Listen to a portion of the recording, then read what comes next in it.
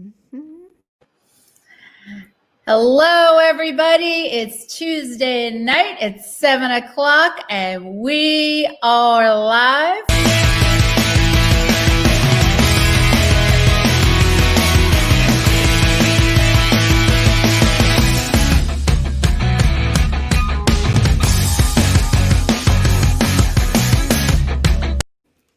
Hello, everybody. It's Tuesday night.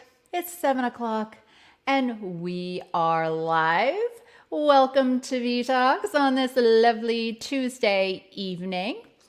I'm so excited about our show tonight. It's a little bit interesting. It's about things that go bump in the night, or lights that flicker, or having that feeling that someone's in the room and they're not there.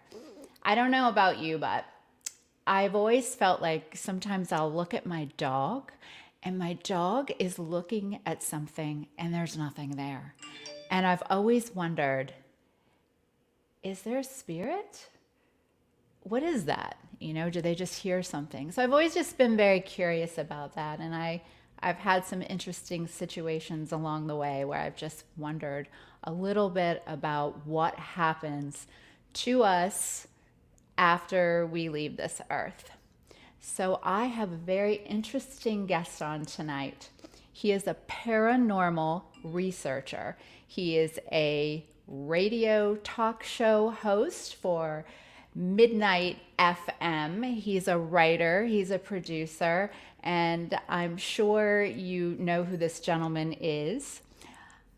Tim Weisberg is here tonight, and we are going to speak to him about paranormal activity. Hi, Tim. Hello, good evening. How are you? How are you? Oh, I'm spooktacular, as I say, and probably should have copyrighted, but never did. Oh, right? I know, now it's on like every T-shirt every year at Halloween. Old Navy uses it in all their commercials, and I'm just sitting there saying, I should have at least gotten like $10 for that. Right. Exactly. I love it. Spooktacular. And I you know can't. that came. I started saying that at the end of my Spooky South Coast show. At the very first show, we wrapped up the program. A 2 hour long show, and I felt like I had to say something at the end of it.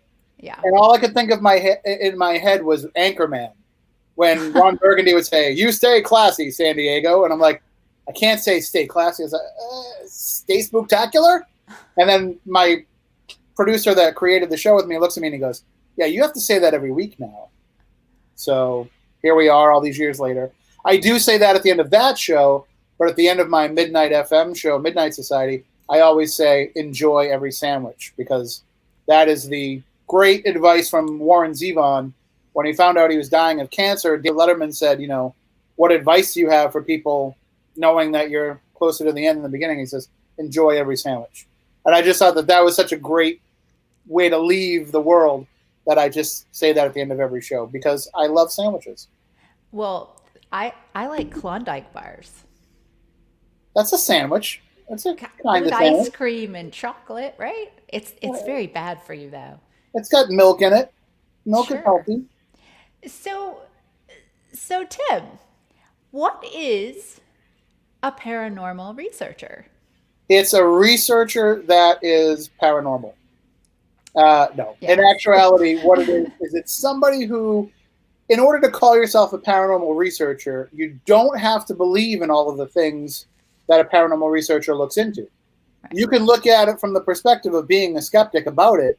You just can't be cynical about it. And so a paranormal researcher has to be willing to go looking into things like ghosts, UFOs and aliens, Bigfoot, all these different types of creatures and mysteries. And you have to be willing to put in the work to find the truth behind it. It might not be as awesome as, getting to go to a place and finding out it's really haunted. It might turn into going to a place and finding out they have bad wiring or, drafty windows or something. Mice. Oh, anything like that. Right. That's that's where the research aspect comes into. You have to be willing to realize that the things that you're encountering might not be paranormal. And people that want to become a researcher, they think that it means that you're going to be out there every night going to haunted houses, and you spend more time in the library or with your face stuck into the internet than you actually do out there on investigations. That's what the research part of it is. So some people will refer to themselves as a paranormal investigator. I don't like to use that term because I'd much rather be researching things than actually out there in the thick of it. So you're saying this isn't Ghostbusters? It's not. I wish it was, because the franchise money alone would take care of a lot of bills. It's Right. more of a matter of proving it to yourself and then proving it to other people that ask you to prove it to them. And in that regard, a lot of people start off researching it and say, I'm done. I've had my own questions answered. I don't need to go any further. Yeah. For me, it's more about where it can go for the next step of the journey. So we know that ghosts exist. Well, I know for myself, ghosts exist. Well, I was going to ask you. I was going to ask you that. Like, do you believe in ghosts, or do you think this is all a hoax? So I do believe in ghosts. I don't necessarily believe that they are dead people. There's a lot of different theories as to what ghosts could be, and some of them sound just as intriguing and plausible to me as them being dead people.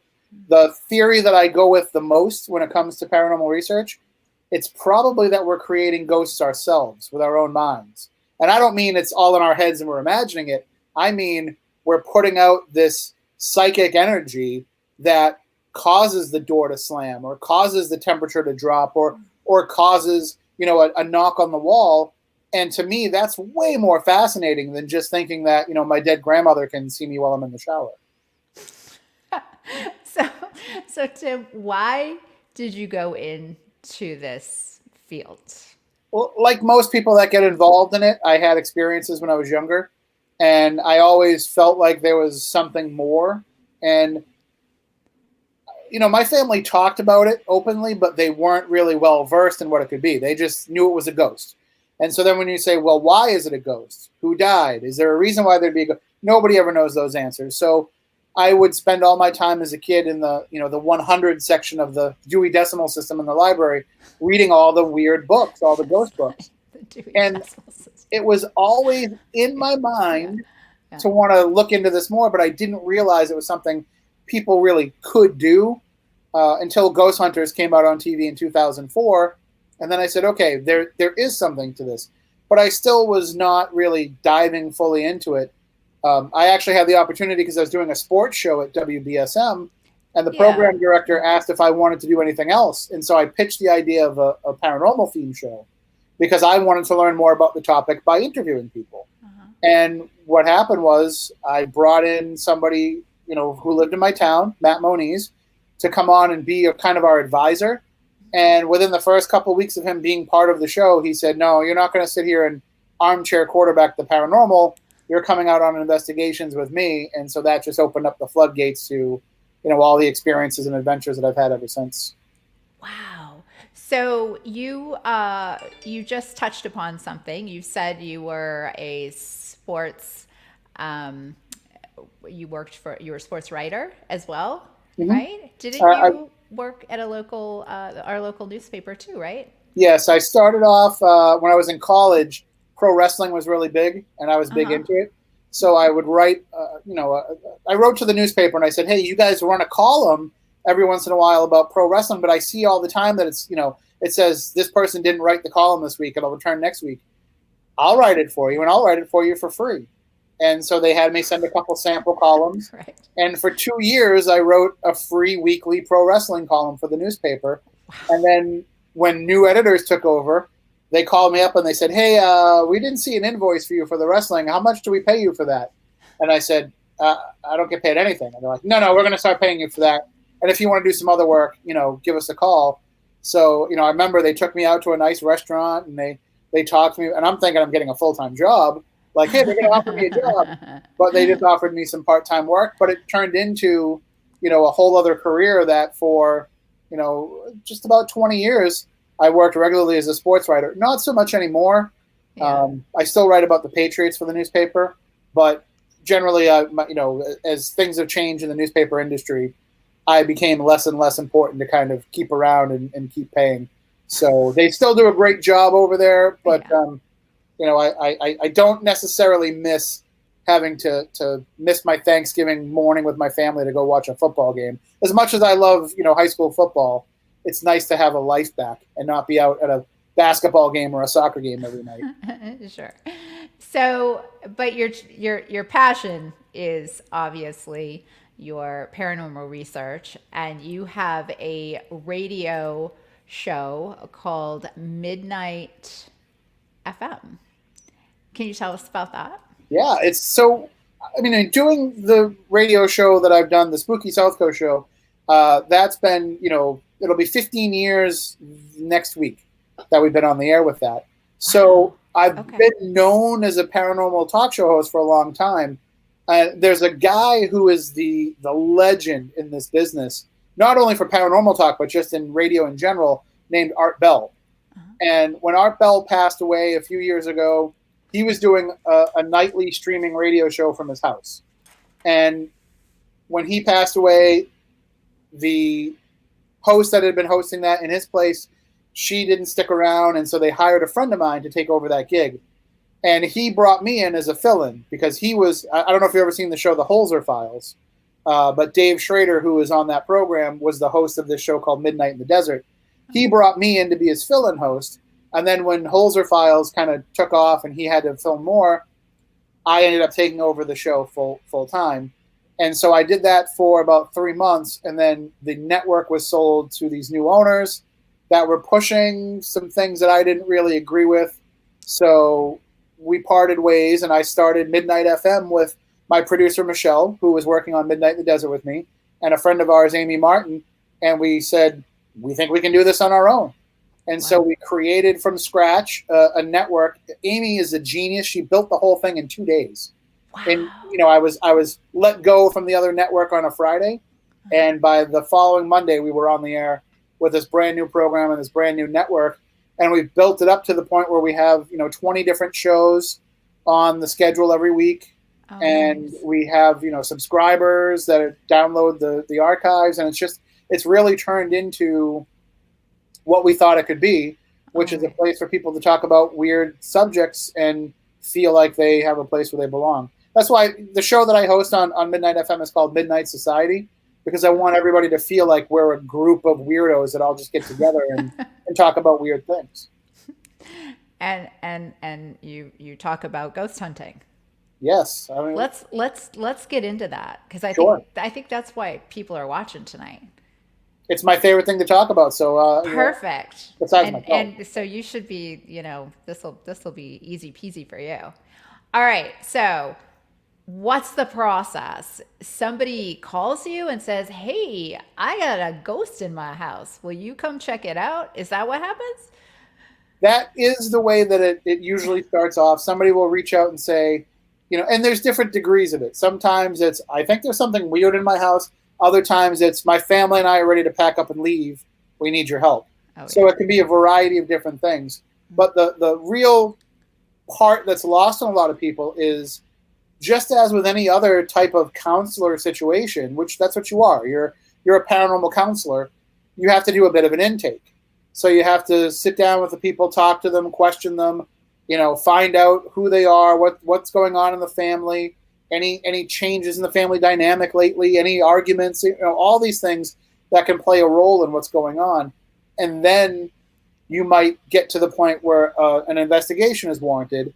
And then you'll come in. Usually, somebody from the family will stay, because you never want to be in somebody's home alone. Like, that's just setting yourself up for legal problems. But you'll have somebody from the family stay, and then everybody else will leave. And you'll have the opportunity to go through the house and see what's going on. And the idea behind an investigation isn't to prove that there are ghosts there. It's to try to figure out what the family might be experiencing that can be explained away in a much more mundane fashion. You have to eliminate everything that is normal before you're left with something that can be paranormal. So walk me through it. So you have equipment? Yeah, Like Ghostbuster equipment? It Or all like, depends on what it is that you're comfortable using. I mean, I have a bunch of equipment that I have. I've gotten to the point now where I don't use it anymore on investigations. If somebody called me in and said, I want you to tell me if my place is haunted or not, I would use that because that allows me to collect data that I can then show to them to say, here are my findings. But for myself, eventually you get away from the need to prove it and you just want to go and experience it. So I still have all the equipment, but if you were to investigate with me, you wouldn't see me bring out every piece of equipment and use it. I would give it to you to use and explain to you how it works, but I would probably, just stick to my usual methodology now, which is I use an app called EchoVox, which allows you to have direct one-on-one spirit communication. What? So, yeah, it's Stop. So it's created by... It's an app that talks to ghosts. It is. And there's a lot of apps out there that... Come on. If you go into the App Store and you look up spirit communication, there's a ton what of is apps it called? that I gotta write this down. What Echo, do you call Echo? EchoVox. Like EchoVox. Okay. I'm gonna... But there's a lot of programs and apps that claim that they do this. But this is one of the few that I've been able to pull apart and dig into the guts of the app and see that it really does do what it says that it does, which is... but how does it do it? Like, what does it do? It has a random... it has every piece of phonetic speech in every phonetic sound in human speech. Okay. And they're all put into this bank in 4 different voices. And then there's 6 different banks repeating those same things. And the idea of all this is so that when you start it randomizing, it should never put 2 things together that should fit together. Everything should be far too random to make a word. And then what ends up happening is the spirits grab those bits of phonetic speech, they manipulate how it randomizes in order to spit out the words. So I will actually get, full sentences that come out of it. In fact, hold on. Let me see if I can't just run a quick little EchoVox for you. I didn't know this was happening. So I'm confused because you are not sure that ghosts are people that have passed on. You think they're energy coming from the person in the house. So is that... you're just not sure, or like when you get things like this from EchoVox? It could be me. It could be me, with my mind thinking and putting out the energy, and I could be affecting this. And I think that that's very, interesting if that's the case, and probably more handy than knowing there's ghosts. So this is EchoVox. Okay. All right. Hopefully everyone can see that. That's pretty cool. I bet that's going to be a lot of people are going to be downloading that app tonight. And you just, you can adjust how quickly it goes through the voices or whatever on the camera. And then on this side, you can, have it blend on its own. So now it's mixing through all of those. So is it mixing through what's happening here too? So there's a microphone that you can turn. I turn the microphone off usually so that I'm not getting anything stray. So that's happening in your house then? Yes. So I'm going to start the reverb and I'm going to start the process. Oh, this is making me nervous.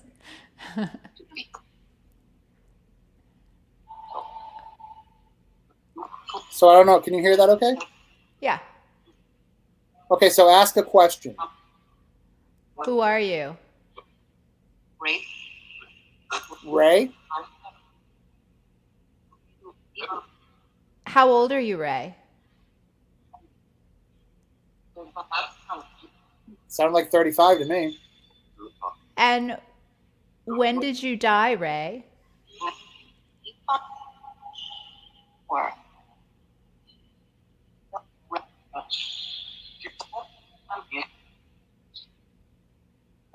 Oh, you want to try a little experiment?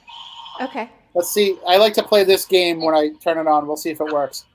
I'm going to count to 10, and I'm going to skip a number, and I want you to tell me what number I skipped, okay? 1, 2, 3, 4, 6, 7, 8, 9, 10. 5, yep. Ray, you're pretty smart.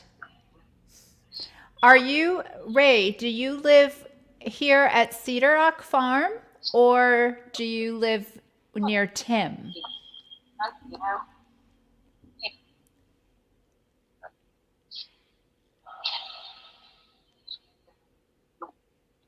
You can adjust the speed a little bit too to. We have supposedly have a lot of spirits around here on the farm, so I'm just curious. Well, I hope I don't have a lot around my house because Did he give us an answer? That's I don't- fascinating, though, I don't think right? he did. Hold Because on. I Now guess he they doesn't could want be. to shut. He doesn't want to shut up. I'm trying to turn it off. And it Yeah, won't. he's like, I don't want to talk to you anymore. We're doing a show, Ray. Ray, we'll have to hook up later. We'll we'll talk after the show, Ray. We'll get all the details and And share it with I everyone. promise you, I don't get any money when you download it, but it does cost. It's $30 on Android and $20 on Apple. Yeah. But it's the best piece of paranormal investigation equipment that I've ever used. We actually use something now with this called the Estes method, and because it was invented in Estes Park, Colorado, where we put on noise canceling headphones and we put on a blindfold, and so somebody's listening to that, but they can't hear the questions that the person's asking them. You know, the living person asks. So Yeah. the living person asks the questions, and the person that's under it just says whatever it is that they hear, and you get direct responses. And we have even done that with having two people under it, where not only were the two people talking to the people asking the questions, but they were talking and answering to each other without being able to hear anybody else in the room. So it's pretty fascinating stuff. Wow, that's great. So tell me a little bit about the houses or places that you have gone to that are most memorable. Like, what were your experiences? I mean, so many places have had, there's been extraordinary experiences at all of them. One that I had, one of my first like real experiences where I said, okay, this stuff is legitimate, was at the Lizzie Borden house, Lizzie Borden Bed and Breakfast. So Yeah. is this the house that she actually allegedly murdered her parents, Somebody or murdered her, is yeah. or The is murdered- it the one that she purchased afterwards that I believe is for sale? They're now? actually both for sale right now. So if anybody's got $3 million right now, give me a call. We'll talk. But the Is the one that's so now the one that she actually allegedly did the deed is for sale. yes, How much is that one?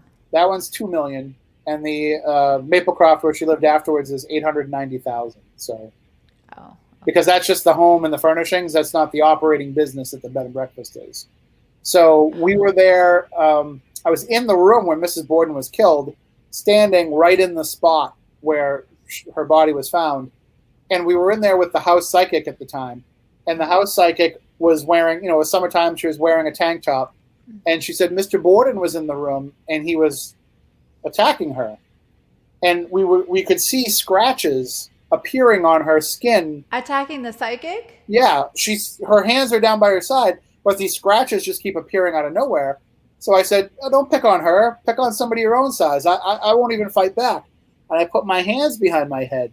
Yeah. And I felt two hands grab my elbows Oh. and start wrestling with me. And so I pushed back, and then it pushed me, and then I pushed back, and then it pushed me. And I said, is that all you can do? And as soon as I said that, wham, it just threw me up against the wall.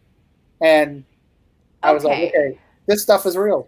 Okay, yes, it's real, but was that you doing that to yourself, or was it a spirit? To me, See? this felt like another physical presence, but it doesn't mean that it was the dead spirit of Mr. Borden. There are lots of other entities that you can encounter, shadow people, elementals. Shadow. Like What is a shadow person? a shadow person is, so you're in a room and you're looking across the room, dark room, no light source, and then you'll see what looks like the outline of a person. It's darker than the darkness behind it, so you can see it stand out, and it has a humanoid shape. And it's a living, breathing, three-dimensional, well, I don't know if it's breathing, but it's a three-dimensional thing that you can actually encounter. And I chased one in the Lizzie Borden Bed and Breakfast for. But you don't think it's a person that has passed? It could be. Okay. We don't, I mean, I don't know for sure, but I think that a lot of times, some theories for shadow people are that they're apparitions that just don't have enough energy to manifest fully. And, actually seeing a ghost, an apparition, is a very rare thing. I've only seen one a couple of times. My most profound one was at Edaville Railroad, um, when I can't say who it was because the family gets mad when we talk about it, but I saw a full-bodied apparition come down the basement stairs with their arms outstretched, and everybody that was in the room all saw the same exact thing. So it was very cool. But the shadow people, I always wondered if they had a physical mass because I would see them all the time in these places. And then one day I actually was able to shake hands with one. And I saw and felt its hand wrap around my hand and shake my hand. So I was like, okay, these things have a third dimension to them. So I don't know what they are, but they happen so often. If you go to the Oliver House in Middleborough and we go into the basement of the Oliver House, within 5 minutes we'll probably be surrounded by shadow people. Well, but do you think it's because you're open to it? You know what I mean? Like if somebody went in there that wasn't open to it, they wouldn't see anything. Do you think they, Yes and no. you know? I mean, I've had people that have been totally non-believers in the paranormal that have gone out with me and had their minds completely changed. So I do think Or do you think your energy sort of attracts them? I do think that the more you are open to it and the more experiences you have, the more it'll happen to you. Yeah. You can't go into it being cynical. If you go into it being cynical, you're never going to have an experience. If you go into it saying, like, I don't think these things are real, but I'd love to have you prove me wrong, Yeah. then you can have an experience. If you go in there closed-minded, it's the same thing that we're seeing right now with all these crazy conspiracy theories online. You can show everybody the evidence that what they believe isn't true, and they're going to tell you that they still believe it anyway, and they're going to find a way to tell you that what you're telling them is wrong because they don't want to give up the belief. And it's the same way with people that are staunch non-believers in the paranormal. They're so set in that non-belief that they don't want to even comprehend something that could change them from that position. Okay, so you go into so I call you and you come here and you interview me and you go, yeah, there's something spooky going on. So you come in with a team. If it seems like it's a big deal. So the way that I Yeah. like to handle things, you need to be available for somebody when they want you to be their paranormal investigator. When they call you for help, you need to be there to help them if after the investigation something else happens, because that can happen. You can stir things up and make things worse. So, and not even by any fault of your own, it just could happen. So you need to be ready to answer their call when they call. I don't have that kind of time commitment. Yeah.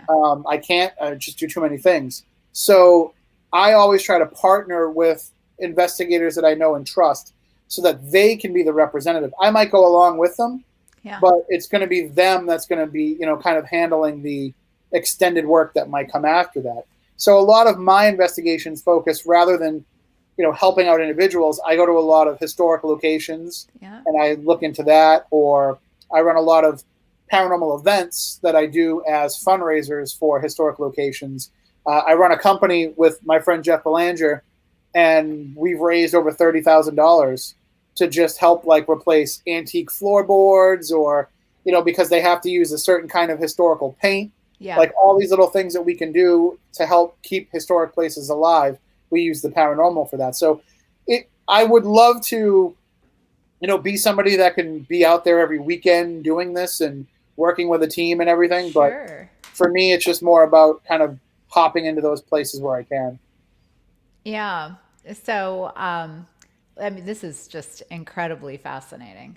So when you have your EchoVox, but you also have some other equipment that you use. Mm-hmm. You can you show us some of the other pieces? Sure. That And could be helpful. I'm going to take it to the very beginning of paranormal investigation. When Okay. people started doing this, they looked for things that they kind of already knew and tried to adapt it to paranormal ideas. And we still do that today. Thousands of years later, there's still, when people say, what's the best piece of equipment created for ghost hunting? The answer is there's no such thing. because we don't know what a ghost is, so we don't know how to look for one. But what we can do is we can take the theories that we think are associated with a ghost and adapt some technology for that. So one of the things that we think a ghost is it's an energy signature. And so in order to prove that there is an energy signature there, you would investigate to see how it fluctuates the environment around it. So that's why you get a cold spot when a ghost is manifesting, because it's drawing in the heat energy. It's an endothermic reaction. And then it uses that energy, and when it dissipates, the temperature goes back because it's exothermic, it's giving off the energy. So what we're doing when we're investigating is we're actually looking for manipulations in the temperature and in the electromagnetic field. So a lot of this equipment will do that. Okay. So the simplest, easiest thing to use, and you can buy these online for $5, are dowsing rods. Okay. And dowsing rods they really are made for one thing and one thing only. They find water. I was just going to say, they're to find water. But the reason why they're able to find water is because of the ion charge in the water particles and the way that the water flows. So they're reacting to the flow of the water, the flow of the energy associated with the water. So the idea is that they would do the same thing for spirit energy, and that the spirits could actually manipulate them and move them. So you would, go on an investigation, you'd hold them out. You don't want to squeeze them tight at all. You hold them very loosely, and you would say, if there's anybody here, show me what a yes would be. And I'm just going to do this with my own hands to show you. Maybe this is a yes. Okay. And then you'd say, all right, show me what a no is, and maybe this is a no. Okay. So then you tell them. Questions. Yeah. Well, I like to ask them to show me what it is that they think yes or no should be. Sometimes a yes is, going around like this, like New Year's Eve. Something. So I leave it up to them. But, basically you're limited in that communication to some degree. Yeah. And then some of the other things that I like to use, it's very controversial to this day, and we can get into that if you want to, and I just picked this up today. This is a 101-year-old, actually 102-year-old Ouija board. Wow. And wow. Now, chances are Ouija boards are mostly an idiomotor response from the people using them. Okay. It's subconsciously, even though we think we're not moving the planchette, we're moving the planchette. Yeah. But I have utilized this with somebody who is blind. Okay.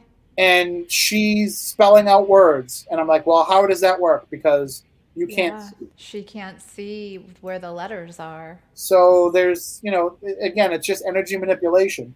One of the other things that I like to utilize is something called the Mel meter, which, this kind of was invented for ghost hunting, but it relies on those two key ingredients. It's got a sensor on it that senses the temperature and the electromagnetic field. Mm-hmm. So we're looking for temperature changes. We're looking for changes in the EMF field. Okay. And then, along that same idea, you have something like the REM pod, which is pretty popular, although most people that I investigate with hate it because it's super loud. What is that? This one's not so bad. That definitely sounds like something in the Ghostbusters. Well, and I think it was invented for that kind of purpose. This is an EMF detector. It's just detecting the electromagnetic field, and that's what this antenna is doing. And it has these 4 little posts that light up and make a sound. So you can utilize this as a way to communicate. You can say, if there's somebody here, can you light up the green light on this device? And then maybe they do it. I know. Where's Ray? I thought Ray was here. Ray, light up the green light. Ray, light up the green light, please. Come on, Ray. Oh, there you go. Did he do it? It could be that my hand is... When you put your hand near it, it will cause it to go off. Ray, I need to believe you're here. So light that green light up, buddy.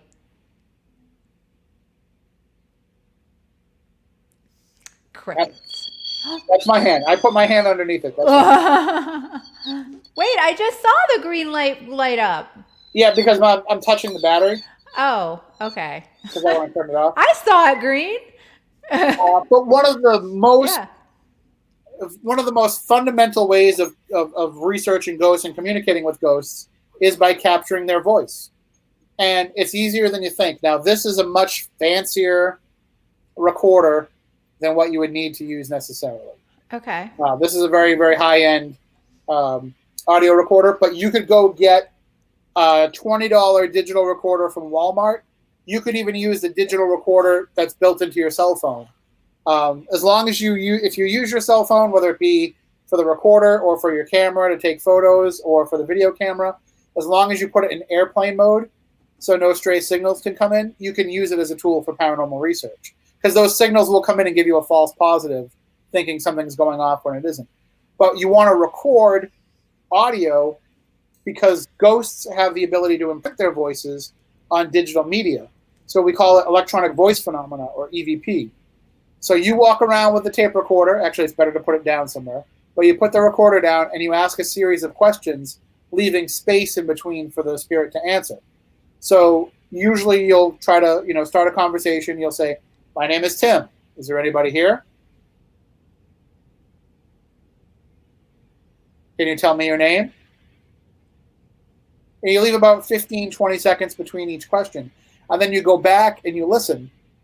And usually, you want to listen with a good pair of headphones or whatever. But when you listen back, you might hear voices come through that weren't there when you recorded them. And the important part of this is, if you're going to try this at home with yourself with a recorder, whenever you hear an anomalous thing, it's called tagging. Just say out loud what it is. So if I'm in this room right now and I say, "Is there anybody here with me? Can you let me know?"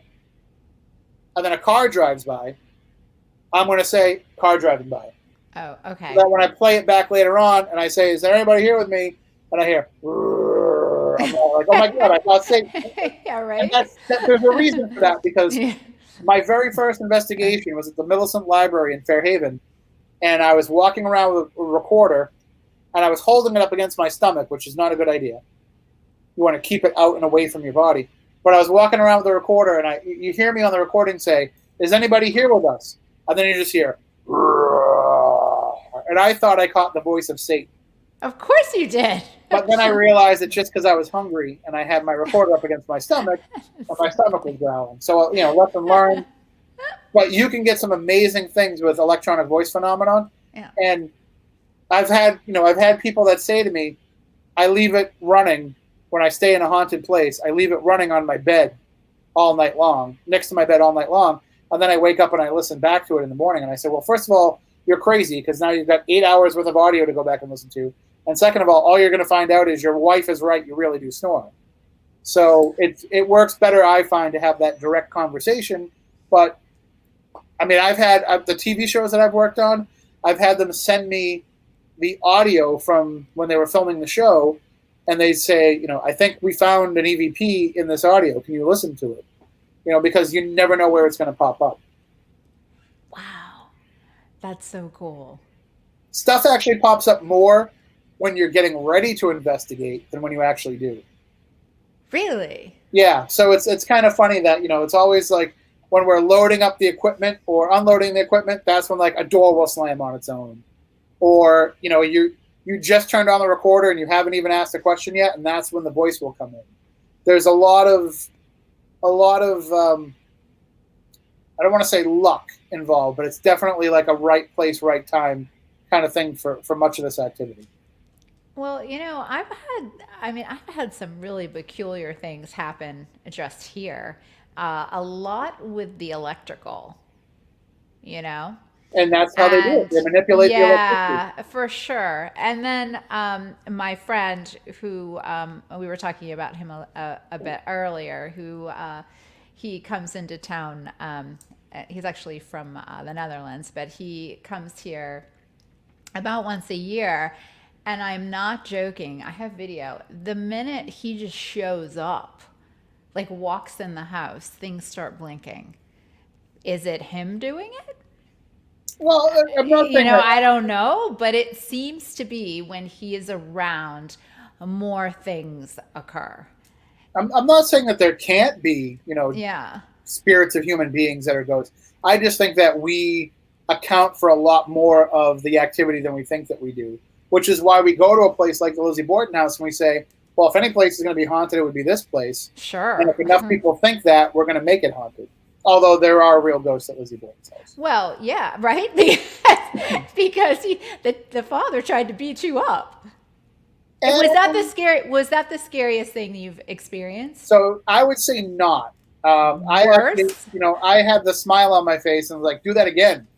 The scariest thing that ever happened to me was we were at Fort Tabor in New Bedford.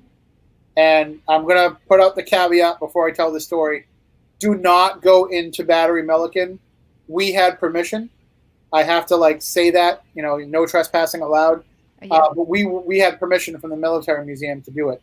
And so we were in this battery, which if you've never been to Fort Tabor, it is built out of a hill. So they dug out a tunnel from inside this hill, Yeah. and that's where they had this, munitions area. Yeah. And when we were going to walk in, there was a psychic medium that was with us who had just been walking out. And she said, in the middle section, there's a young man crouching down in the corner and covering his head, and I can't get him to tell me what's wrong. You want to go into that area and try and talk to him and see what you can get. Okay. So this battery is a giant tunnel that when you shine a flashlight straight down the hallway, it just sucks all the light out. Like you can't see anything. It's so immense. And down the middle of it, it splits off into like an H shape. And so I went down into that middle area, and we're very much like in this airtight, bricked in area. And as we're standing there, where this woman saw the young man crouching, we are getting blasted in the face with cold air. But there should be no breeze coming in this bricked in area in the middle of this underground tunnel. Sure. So we can't figure it out. And then right as I go to reach out and put down my thermometer, all of a sudden it sounded like the roof was caving in on us. And I was terrified. I thought I was going to die. Well, I was going to ask you, do you ever get afraid? In this case, I did, because we're underground. And all I'm thinking is I'm going to get buried alive in here. And so I'm yelling, I'm swearing up a storm. And then once the noise stops and everything calms down, it was a good 15 seconds of noise. Once it calms down, we're all looking up to see, what was it? Is there an animal up there? What? And there was nothing up there at all that would have indicated that it was making the noise. So we went back, we recorded it on audio. We went back to the larger group and tried to figure out what was going on. And it only took, a few minutes of actually thinking about it to realize when she saw that young man crouching down, with her psychic abilities, he wasn't crouching down because something was wrong. He was covering because there was a fire in the hole. And what we caught was the sound of them firing the cannon that used to be on top of the battery. That was so loud, the one time they fired it, all the people that lived around it said, please don't ever do that again. You broke all my dishes. So it's that powerful of a cannon, and we caught kind of the reverberation of it, the ghostly reverberation of it in time. Wow. So, but that was the only time I've ever really been afraid, because I thought a real life non-paranormal thing was going to kill me. The regular paranormal stuff I'm not afraid of. Right, that's what I was saying. So the paranormal stuff doesn't make you afraid. But the places we go are terrifying. So the physical manifestation that you had at the Lizzie Borden house, has that happened to you before? It's happened to me many times there since. That was probably so you've gone back there. Oh yeah, I've investigated there probably 2 or 3 dozen times. And every time does something happen? They often say something doesn't happen every time you go out and investigate. The Lizzie Borden house is a place where I can pretty much count on something happening each time I go. Wow. Yeah. And it could be everything from, I've heard, been alone in the house and heard voices on the second floor. I've had, shadow people experiences there many times. Yeah. Got a lot of EVPs there.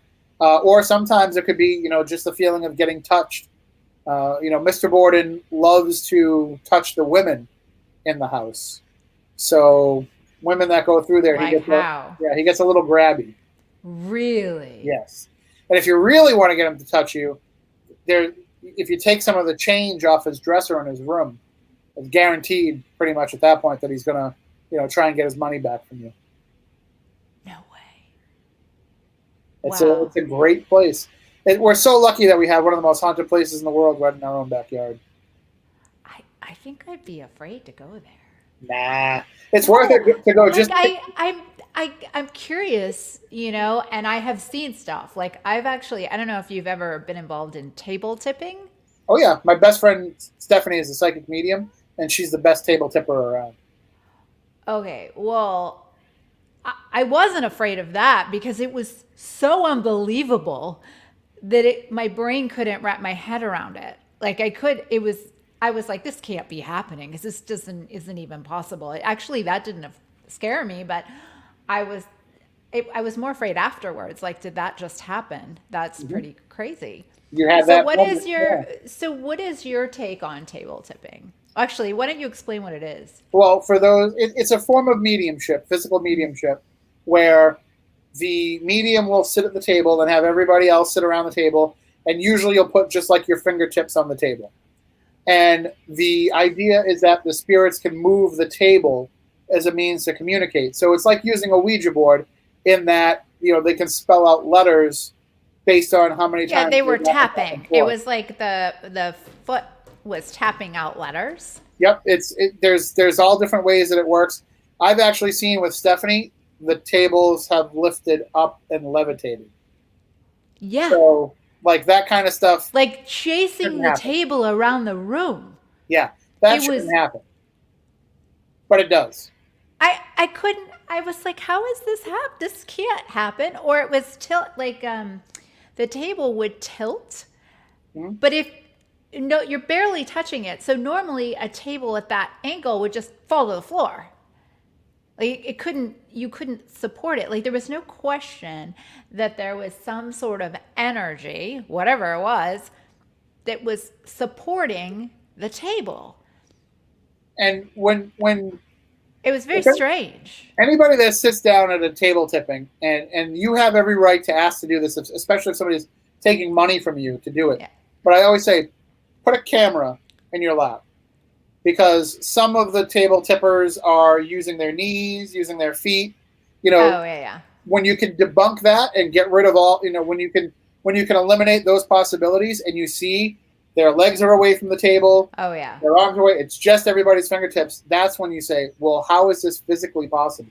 Well, that was kind of where I was at, because everybody there, we were all together as a group, and we knew we weren't doing it, and there was no physical way that the medium could have maneuvered that on her own. There was absolutely no way. The downside of it, though, is Stephanie has probably broken a good 100 tables over the years, because they get so forceful in what it is that they're doing that, and she's just such a good medium that everything comes through when she opens herself up like that. Yeah. It's like, we'll be doing an event and she'll do the table tipping, and she'll show up in the area where I'm at, and I say, what are you doing? You still have to table tip for another hour. And she's like, yeah, I'm out of tables. Yeah, I just thought that was the most bizarre thing I had ever seen. It's very, very interesting. Yeah, I mean, to me, it's like it does. If you're a doubter and you're there and you see that, it would make you, come on, Tell me, what is your take on orbs? Well, I think that they are a great example of dust, moisture, or bugs. Because usually bugs, right? That's what every orb usually is in a photograph or a video. It's usually the light reflecting off something, and then the camera lens capturing that. So, a lot of times I can almost pinpoint exactly what it is. If there's a lot of them, it's probably rain. If you're seeing one on a video kind of going all around, it's probably a bug. And the problem is that people are so invested in the idea of it being a spirit that when you try to tell them that it's not, they just start getting on you like, who are you to tell me what it is? And you weren't there and all that. So finally, like, if my approach is, hey, if you come up to me and you think that little orb is your dead Uncle Charlie, sure, it's dead Uncle Charlie. I try to train investigators that ask me for help the right way to do things. But it's not worth getting into a fight with them over orbs, because most of the paranormal community doesn't believe in them anyway. Interesting. Well, we were both on Facebook. I tagged you on something Mhm. not too long ago that a person had posted some interesting phenomena with her game camera, and I tagged you because it looked like it was something paranormal, and you felt like it was a bug. Yep. But And it looked, I mean, at first I was like, "Oh my gosh, that's a ghost." It even had like ghost looking. But yep. then she took images of it later and it seemed to be some sort of pulsating bug that kept going back to the camera night after night, or maybe it even lived around there. I don't know. Usually, when you Yeah. get a camera like that, it's a moth. Yeah. Moths can be attracted to the IR light. So when Yeah. the moths go and they land right in front of the screen, and they have that shape, you're going to get what looks like a white ghostly type figure. So it happens very very often, and I always feel bad because people Because want people to, want to believe it's yeah. it's Uncle Charlie, right? But I always They say, do. And it, it could be. and I say all the time, Yeah. like, I'm telling you that's Yeah. a bug. If you think that that's your uncle, go back there and try a different means of investigation. Hmm. And if he's there, he'll make himself known a different way. So you don't have to just rely on this controversial orb photo. Yeah. I feel like the most validating things that I have seen is when you ask a light a question and it blinks twice for yes and one for no. I feel like that's pretty good. And that's happened quite a few times But that could also here. be Well, you answering the question with your own mind and making it blink. You see a lot of the investigators on TV now, they use the flashlight, the mag okay. light. Yeah. But to do that, you have to unscrew the mag light so it's just barely having the spring make a connection with the battery. Okay. So it's just the slightest connection. And then you put it down and you ask the questions. And so the idea is that the spirit can just come and give it a light tap. But the Okay. problem with that is that connection is now so precarious that the changes in the atmosphere can cause it to expand or to contract and then get Okay. closer or further away from the battery.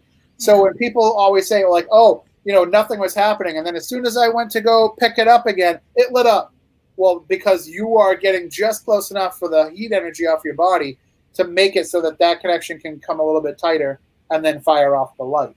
So it's a very questionable thing to do, but I've also had very interesting experiences where it's giving me answers and responses, and I will say, like, okay, blink 4 times, and then it'll blink 4 times.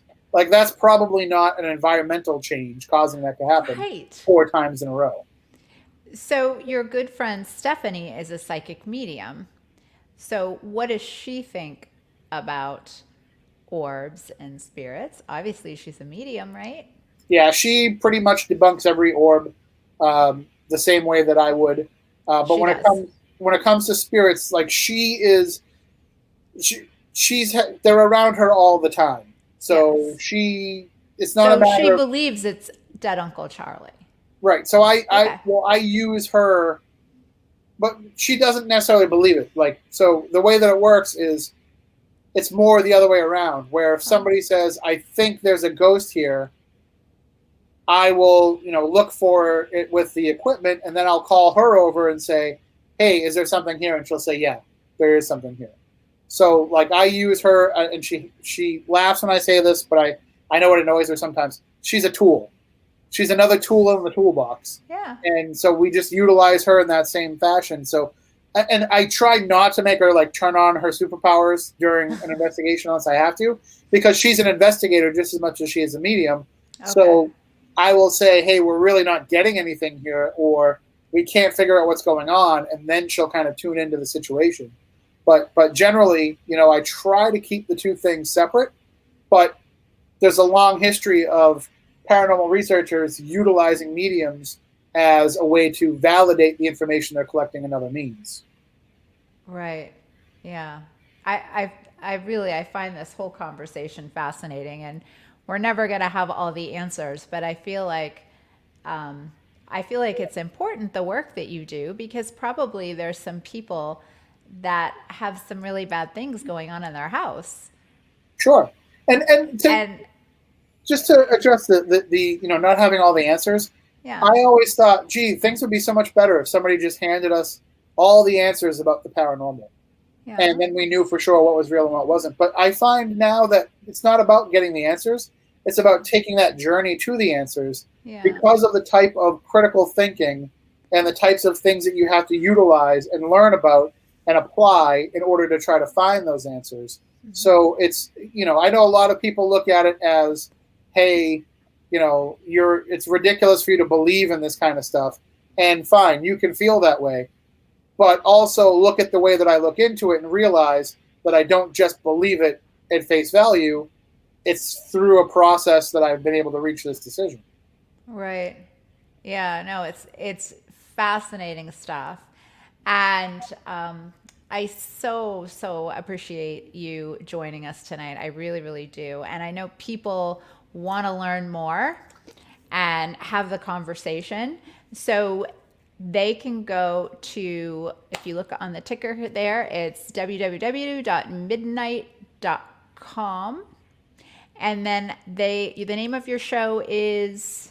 So I host Midnight Society is on Monday through Friday on Midnight FM. And you can go to midnight.fm/subscribe and you can get all the past episodes. And then my Spooky South Coast show airs locally on WBSM, but also airs on Midnight FM as well. And I'll let you in on a little secret. Oh. This weekend, I'm going to be filming some stuff for season 2 of Hotel Paranormal, which I did last year on the Travel Channel, which, was hosted by Dan Aykroyd. He's the narrator of the show. Oh, fun. So I get to share an IMDb credit with a Ghostbuster. Right? That pretty much makes me a Ghostbuster. How much fun is that? So are you going? You're going there?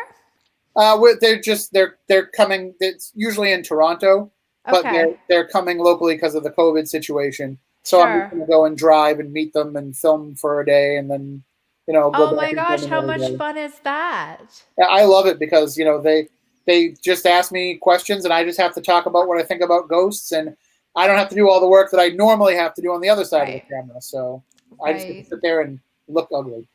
No.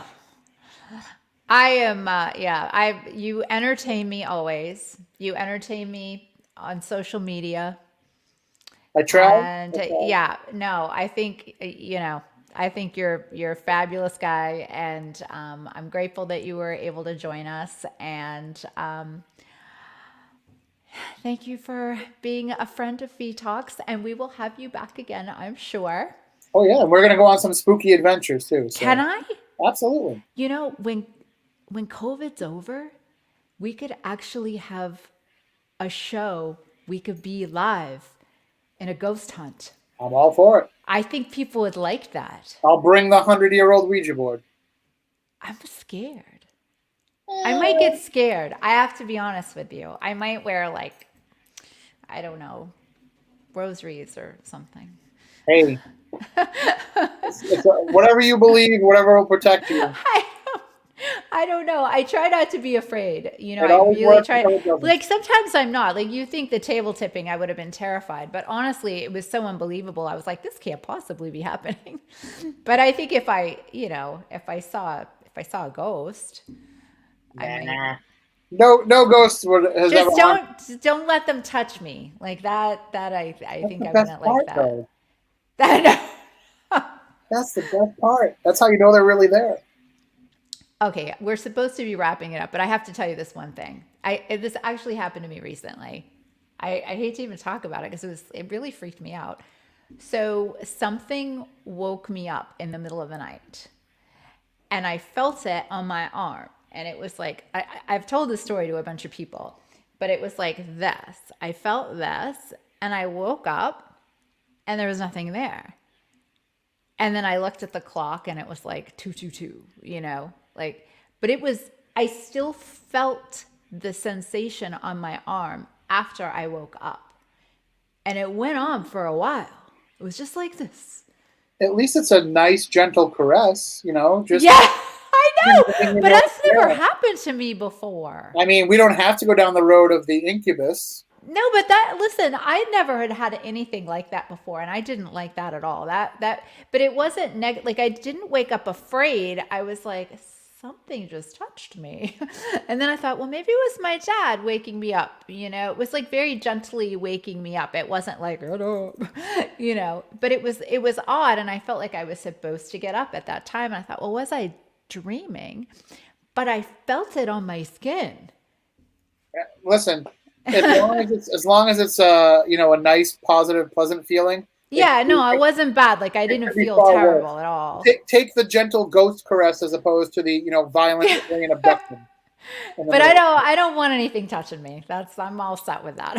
I'm all good. I can't I make was any like, promises. oh, well, wait, I have a little bit more. So, and then I was out on my porch and the light was out, and I had asked if that was my dad to blink the light, and he blew the light. So did I do that with my brain, with my mind? Maybe, but maybe not. Like I don't know. I would. Maybe it was Ray. I hope not. I hope Ray. I hope it wasn't Ray. I'm I hope not. Ray is at your house and not at my house I because hope Ray is at your house. I don't need any. I think Ray's at your house. I'm in a ghost-free zone here. All right. Well, thank you, Tim Weisberg. It's been wonderful. I really appreciate you being on the show, and we're going to go on that ghost hunt really soon. Sure thing. Thank you for having me. Okay. Bye-bye. Thank you.